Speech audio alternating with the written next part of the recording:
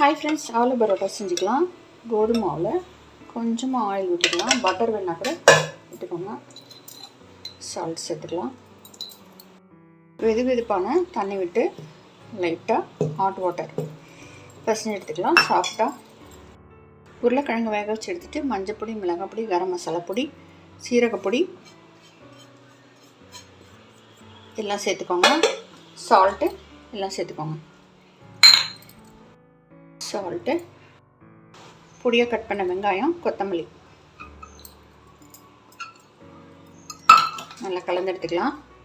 நல்லா சாஃப்டாக இருக்குது. இப்போ நம்ம ஊற்றி எடுத்துக்கலாம். இதை மீடியமாக திரட்டி எடுத்துகிட்டு ஆலு இதில் வச்சிடலாம். வச்சுட்டு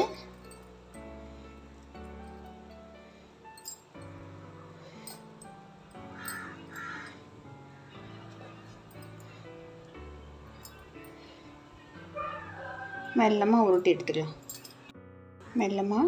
எடுத்துக்கலாம்.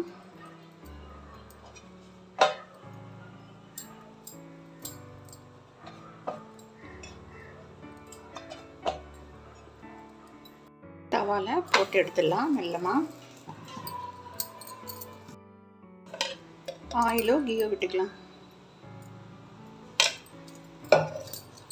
இதே மாதிரி எல்லாம் திரட்டி நம்ம தவாவில் போட்டு எடுத்துடலாம்.